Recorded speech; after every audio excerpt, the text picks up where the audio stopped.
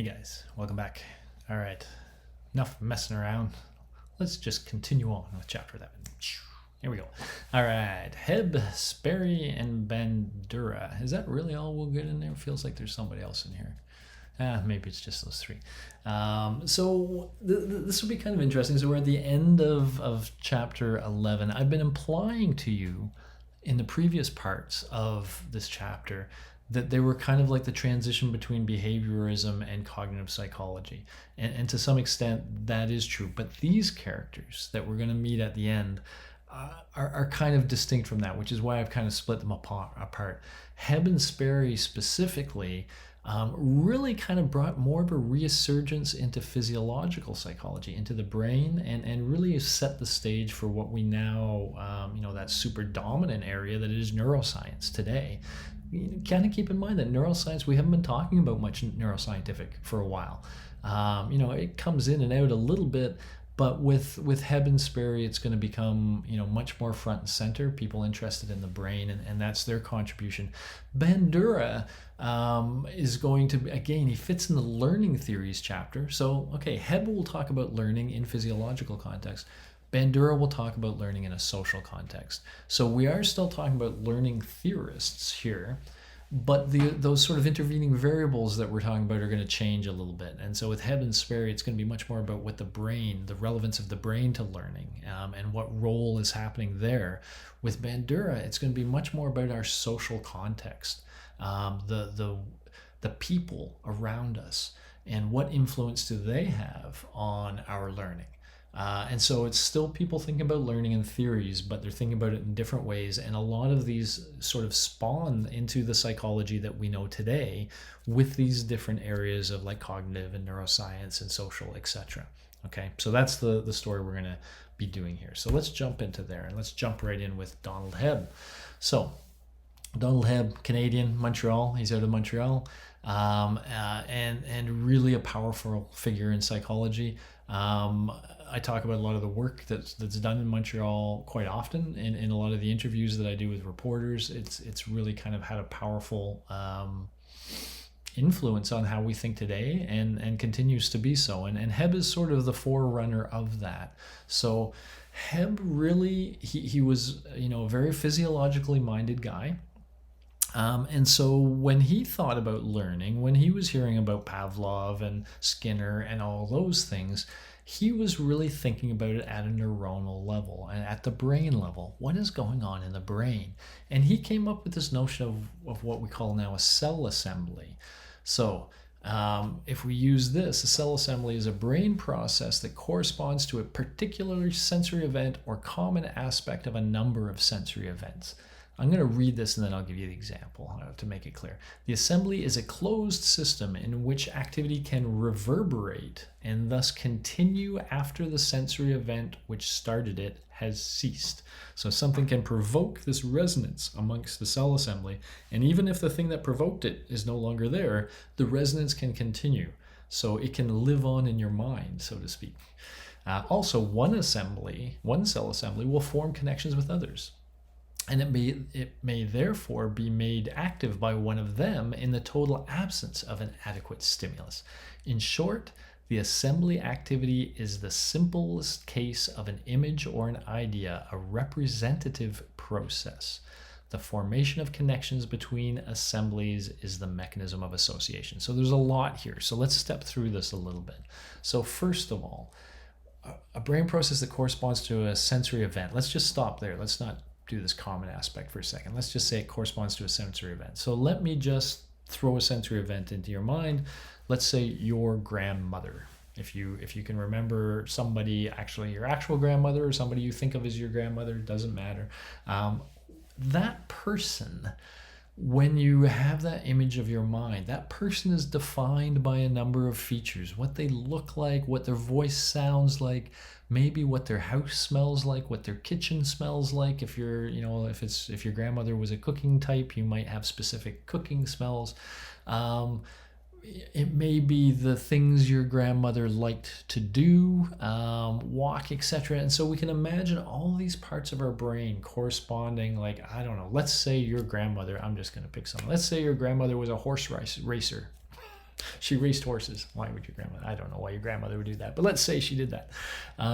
Well, then there are parts in our brain that are representing horses, and there are parts that are representing grandmothers. And anytime we see some of these things, different parts of our brain might. So let's just start with a horse. Let's say when we see a horse, it might light up certain features of sound, of sight, of all the senses we can kind of take, and light them up in a way that connects them all and reverberates amongst that. And that is what we think of as horse, this combination of things. And we have this other combination of things that we think of as your grandmother. What she looks like, smells like, tastes like, that's weird, etc. If your grandmother rides horses, those two cell assemblies may have become associated and become connected. And so what this means, just to kind of connect in there, is somebody could say, oh, how's your grandmother? And that could light up your grandmother's cell assembly and get you thinking about that. Even after you've stopped talking about it, you walk away from that person, you still might be thinking about your grandmother. That cell assembly might still be doing its thing. But also, you could see a horse in a field, and that lights up the horse cell assembly. But because that one is associated with your grandmother, that horse cell assembly may remind you of your grandmother. This is how we would talk about, wow, I saw that horse and I just thought of my grandmother. And so nobody prompted you to think about your grandmother. You were prompted to think about something else that's associated with your grandmother, some other cell assembly that's associated with this cell assembly, and that can cause the grandmother cell assembly to reverberate. Did that help? I hope that helped. So the idea is you don't have a neuron that fires when your grandmother is present, but it's a collection of neurons. It's what we now would call a distributed representation. And that the whole notion is this resonance or reverberation within these cell assemblies. Okay. And what he literally claimed, this is the sort of Hebb rule: neurons that fire together wire together. So that if very often when you're talking about your grandmother and you've lit up your grandmother's cell assembly, you then go on and talk about horses and light up that cell assembly, then these ones are active the same time these ones are active, and that connects them. Okay, neurons that fire together wire together. And so they become connected, they become associated, which means having one active can prompt the other one to become active, etc. And so Hebb was the one to kind of claim this was the fundamental process of learning. So if we go back to Pavlov, bell, food, drool, right? We had the food causing the drool, but now when you just hear the bell and then you get the food, you have your bell cell assembly and your food cell assembly. And because these two are occurring together, they are becoming associated. And the bell is now starting to, sort of remind you of the food, which makes you drool, and that's the CR that you're seeing, is the drooling to the bell. And so Hebb was saying, at the level of the brain, this is how learning is happening.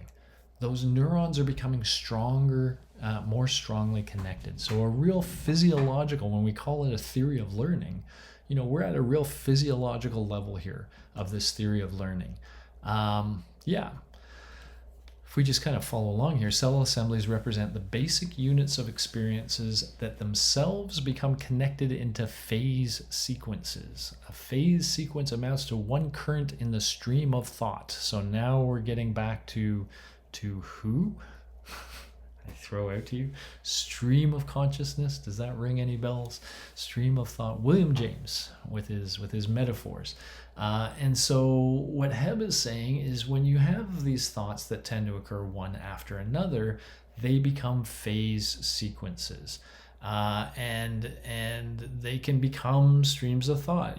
One thing gets active, that leads you to think of another thing, that leads you to another thing, etc., etc. And so your mind is kind of pulled along as these different cell assemblies become active. So cell assemblies represent particular events, while phase sequences constitute how these events are organized over time, usually. But it could be spatially organized too, to some extent. I'm trying to think of a good spatial analogy to give you there. I won't. I can't think of one. Okay, but pretty cool, right? He's gone from all this sort of verbal theorization that people have, that associations are important, and he's really provided a physiological explanation for a mechanism of learning, a biological, physiological mechanism of learning. And yes, that was extremely, extremely powerful, right? Remember, we've talked before about that parallelism between thought and physiology. And now Hebb is just connecting those two in a very strong, strong way. Okay. One of the things he used as a lot of evidence of cell assemblies and these whole phase sequences and all this was phantom limb pain. And what you see, so first of all, just to make sure everyone knows what phantom limb pain is, in a situation where somebody loses a limb of their body, say an arm or a leg, then they will sometimes report pain in that missing limb. And it's really kind of embarrassing for them sometimes. They can literally say to a doctor, so imagine they have no arm here, no right arm. They can literally say to a doctor, listen, doctor, I just want to be clear at the beginning. I know I have no right arm. I am aware of that. Okay. Just so you're clear. But having said that, my right hand really hurts. Yes, my right hand that I don't have, it still really hurts. So they have pain in parts of their body that no longer exist. How can their hand hurt when they have no hand?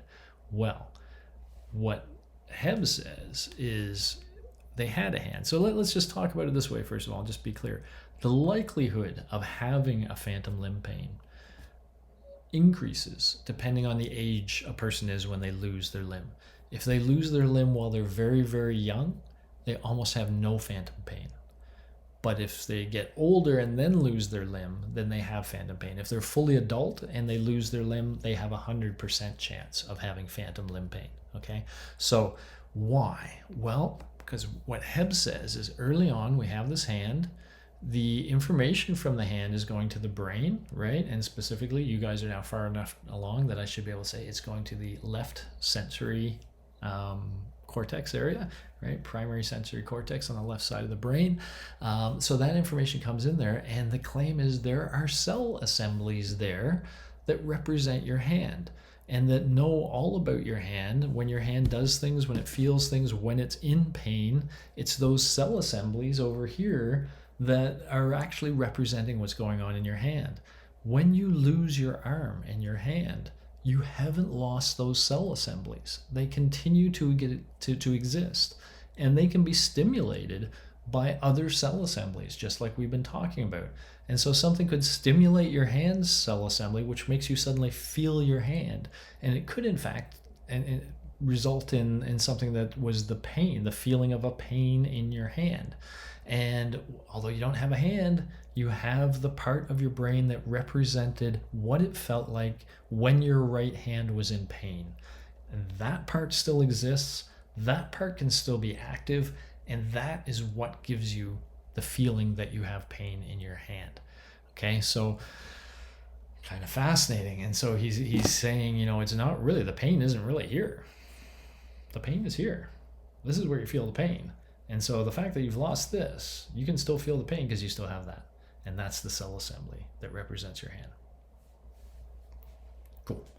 A lot of cool stuff done on phantom limb, by the way. If a thing I love to always throw out there in the phantom pain thing is if you're bored for a while and you want to go to YouTube, search Ramachandran, spelled like it sounds, Ramachandran, and phantom limb, and you will see he's a neuroscientist and he does some really cool things to help people who are suffering from phantom limb pain. He does cool things in general, but check that out, and that'll stimulate your mind a little bit around there, and you'll find it really interesting because Ramachandran is a fantastic speaker and just a kind of cool dude. So I highly recommend that. All right, so there's Hebb. Really bringing the physiology back, really bringing the brain back into the picture in terms of theory of learning. There's something I just wanted to bring out, so I'm going to mention it for the same reason the textbook does, but I'm a victim of this, okay? So it talks about sensory deprivation. And so when we're talking about phantom limb pains and all that, there was this notion, and it was especially around, World War II and into the Korean War, that some prisoners of war were being what was called brainwashed. And the claim was that they were being put through these extreme psychological conditions that left them feeling sort of confused and, well, very open to propaganda. And that once you'd sort of broken them down, you could feed them this propaganda and they would believe it. They would believe whatever you said. And so there were people coming back from the war after being prisoners of war that were, for example, endorsing communism or whatnot. They seem to have taken the enemy's opinions, and they now hold those opinions. And so people would say they've been brainwashed. So there was all this study about brainwashing. Does it, is there any reasonableness to it? And these studies got a lot of attention. And it turns out they were very falsely reported in a lot of places. So first of all, let's just go along with this. So there's this Woodburn Heron's book, The Pathology of Boredom, 57, that made all these claims about what they'd found in these studies. And they were very extreme claims, like that people would totally hallucinate if you deprive them of sensory deprivation, that they would essentially go crazy, that they would demand to leave, they would demand to go out of the experiment, they couldn't handle it, that it was horrible. And there was all these stories about what sensory deprivation does to a person. And it turns out that others who tried to replicate all that stuff never did.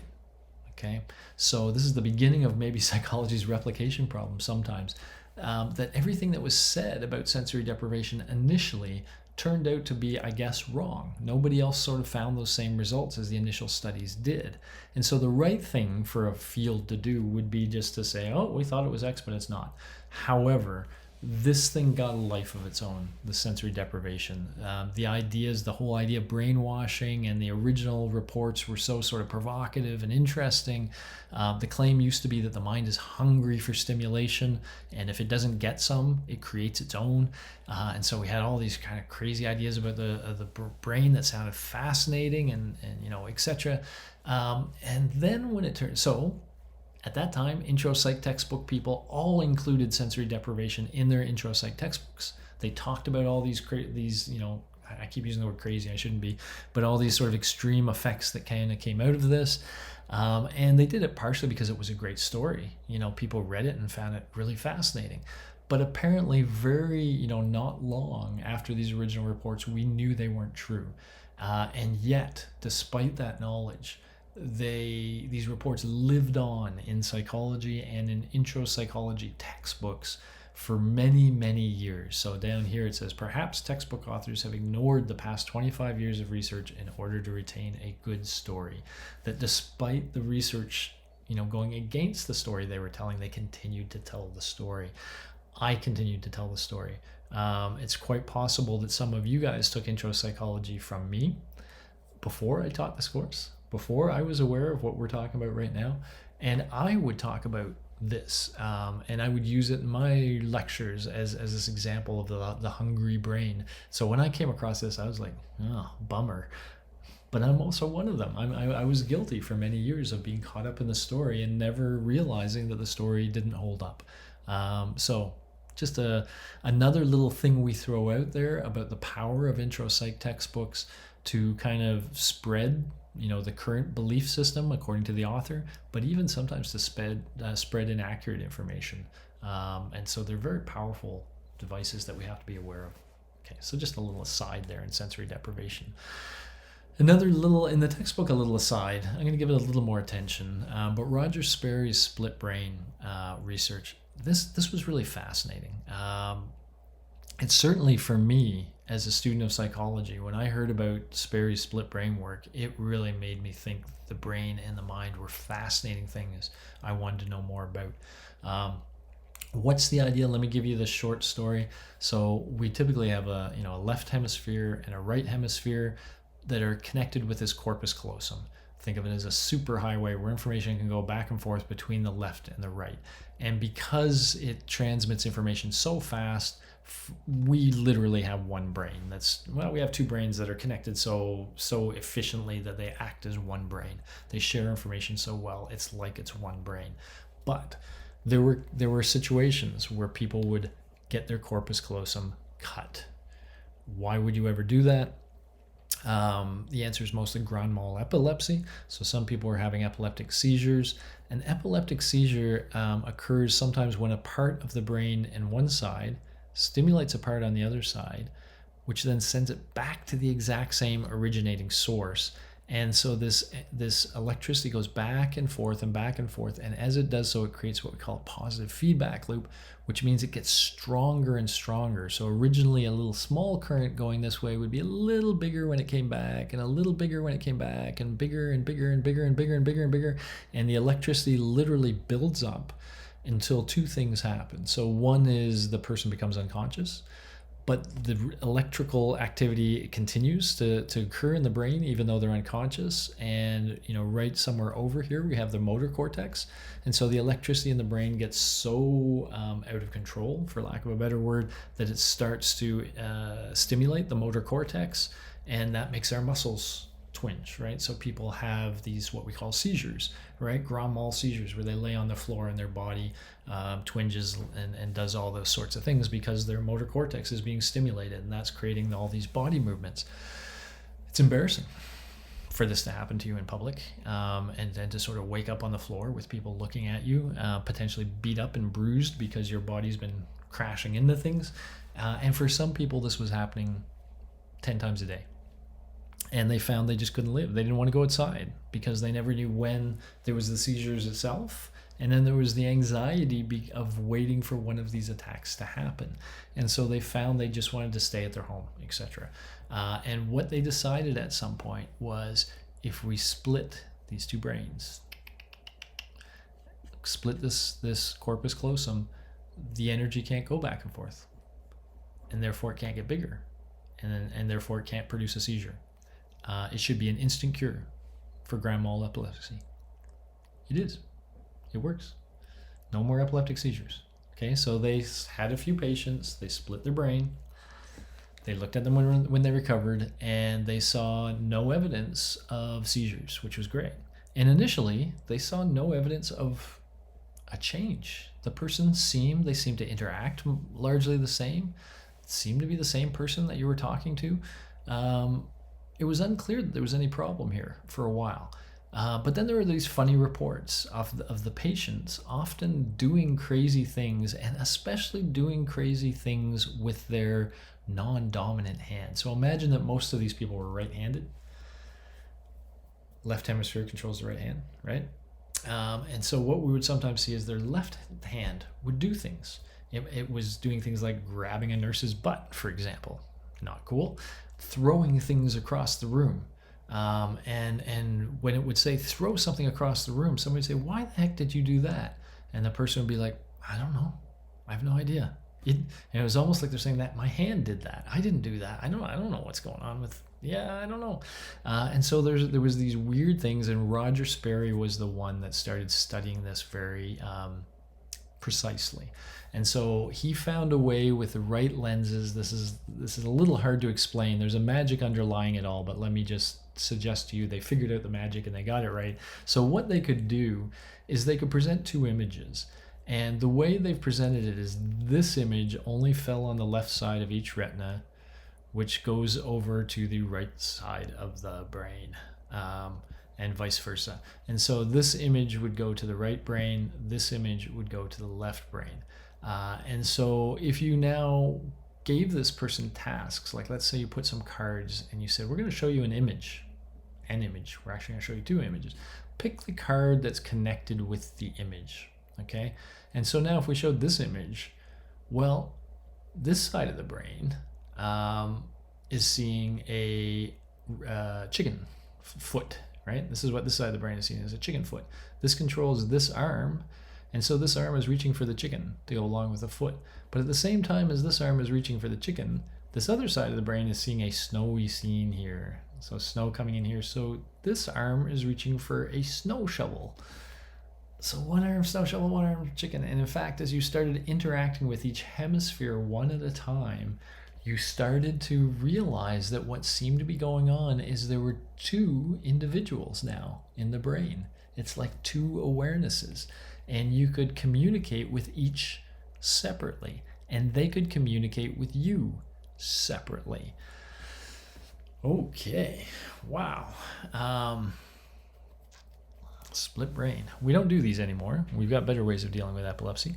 But they really kind of, the research that Sperry did really got people thinking about consciousness. What is there a single consciousness? Can you create two consciousnesses in the same brain? And it really showed, how important the underlying physiology was to human behavior and human decision making. And so, in the shadow of Hebb and what Hebb had already done to kind of bring the brain back into focus, Sperry's work was so cool and interesting and unexpected that it also got people very fascinated by the brain. So really, Hebb and Sperry really kind of spearheaded what is now cognitive neuroscience. They really kind of set the groundwork in terms of the real interest in the connection between the brain and behavior. Something that we just insist every psychologist understand today. Okay. All right, and now let's go to Bandura. There was a great quote in the Bandura thing where he's talking about the limits of basically Skinner's work. And while he thought rewards and consequences are important,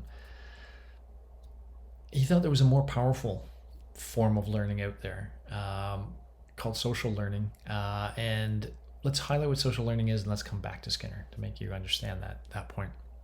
Okay, so social learning theory or social cognitive theory, the idea behind this is basically monkey see, monkey do to a large extent. It's, it says here, outlined a set of social learning principles that emphasize the role of social variables to a greater extent than existing learning theories. So learning theories beforehand, where really an organism is in the situation, we present the stimuli, it responds. What Bandura said is, most of us, when we're learning, we're surrounded by other learners. We're surrounded by other people who have learned. In general, we're surrounded by other people. And we take our cues from other people. In fact, he said a lot of the stuff we learn simply by watching and imitating what other people do. That's how we learn how to do something. Do you want to learn how to use a broom or a shovel? You see your mother or father using a broom or a shovel, you watch the way they use it, and then you try it. You see it and you try it. Monkey see, monkey do, right? That idea. And you're often then praised. Then your parent might say, "Oh, cool, you're helping me sweep the floor. That's cool." But how did you learn to sweep the floor? You learned it by watching, not by being rewarded for successive approximations or anything like that. You just saw other people do it and you did it. Why were we all running for toilet paper at the beginning of the COVID scare? That's more than a scare, it's a reality. Anyway, I think that's social learning theory, right? Somebody posted a video on YouTube of these people in Australia that were worried that we're going to run out of toilet paper and we're acting like idiots about it. We saw that, and then suddenly other people started going after toilet paper, and those videos started spreading. And the more we saw other human beings doing this, the more tempted we were ourselves to do it. That's social learning theory, and it really emphasizes the importance of other human beings on us. You'll hear sometimes athletes or musicians say, do you know you're a role model for children? I mean, when people talk about it in those terms, they're talking about social learning theory, right? That children are watching you and how you act and what you do and what you value, and they're learning and they're going to imitate you. And so if what you're telling, people in your music video is that it's all about having the most expensive car and more chains around your neck than you could swim with, that's cool. Then people are watching you, and that's what they're going to strive for. And maybe you want to ask yourself, is that really the message I would want to give to my child? Is that what I want them, thinking about? So a lot of that is Bandura. Now, why did Bandura believe this was more powerful than operant conditioning? He said, yes, rewards and punishments shape our behavior, but in order to reward something, you got to wait for that thing to happen. So if you're a parent and you want your child, to be polite more, you have to sit and wait until they're in a situation where they should be polite. And then you hope they are polite. And then if you're paying attention, you can reward them for being polite. But you're always trying to set up these situations where the behavior you want may or may not happen, and then you can reward or punish it. But in the real world, he said, compare that to social learning, where children learn things just by seeing others do it, and people are doing things around them all the time. So you don't need to wait for them to be in a situation where they hold a broom and maybe put the right end to the bottom, and then you reward them for doing that because they did it just right. No, you can just let them watch somebody do it right, and they'll do it. The famous Bandura study, of course, that I'd be remiss not to talk about a little bit because it's controversial to this day. It's controversial. The claims are controversial. The result is not really. But he had children. The first two groups of children, they watched a sort of video first, and then they were allowed to go into a playroom. The playroom had all sorts of things in it, including things like hammers and guns and Bobo dolls, which is something you can hit, it falls down and comes back up. But it also had dolls and building blocks and all sorts of other benign things. One group of children watched a video that featured adults in this playroom doing violent things to the Bobo doll, hitting it with a hammer, throwing it across the room, sitting on top of it, straddling it, punching it in the face, doing all these sort of violent things to the Bobo doll. The other children watched a movie that did not feature this, adults doing violent things. I think I can't remember. Well, there's so many different versions of this experiment, but think of the other one as a control condition. They then allowed these two groups of children access to the play space, and the critical finding was those children who had seen violence being played out then went into the playroom and reenacted what they saw. They threw the Bobo doll. They sat on it and punched it in the head. They hit it with hammers, etc. And so this was, a warning at the time from Bandura. Where is he? He's coming out in the television sort of era, right? This was a warning of being careful what we expose children to. If we expose them to a whole lot of violence, we shouldn't be surprised if they reenact it in real life. This is, of course, the controversy that continues today about, people playing video games and watching violent movies and what should we depict in the media. A lot of that came directly from Bandura. Including also, by the way, things like violence, but also things like beauty.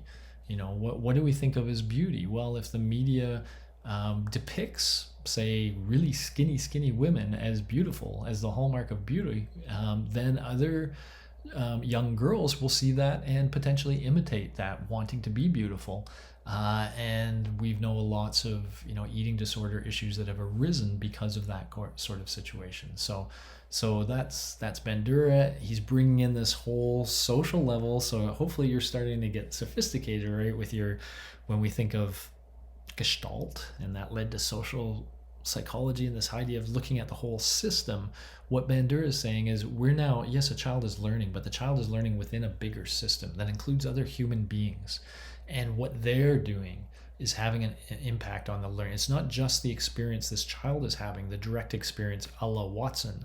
It is also the experience that these other individuals have had because the child is learning from them through their behaviors. And so that's having that sort of top-down experience. Social psychology hits learning theory here. Alrighty, cool. Let's zoom out of that. And so this is the wrap up for chapter 11. We are getting into much more modern psychology now as we get into things now. We're already at 1950s, 1960s, so we're certainly within the last century and getting close to the last few decades before now. And we're starting to see the psychology that we all know beginning to take shape. Our next chapter will be developmental psychology. We'll talk about that. But, we've got social psychology, cognitive psychology will show up soon, neuroscience will become very strong. So we see a lot of those foundations laid. And really in the rest of this course, chapter 12 through 16, you're really going to see the modern psychology that we know begin to emerge from everything we've been talking about. So that'll be the story going forward. Don't forget your peer scholar activity for this week as well. And cool. Over and out. Bye-bye.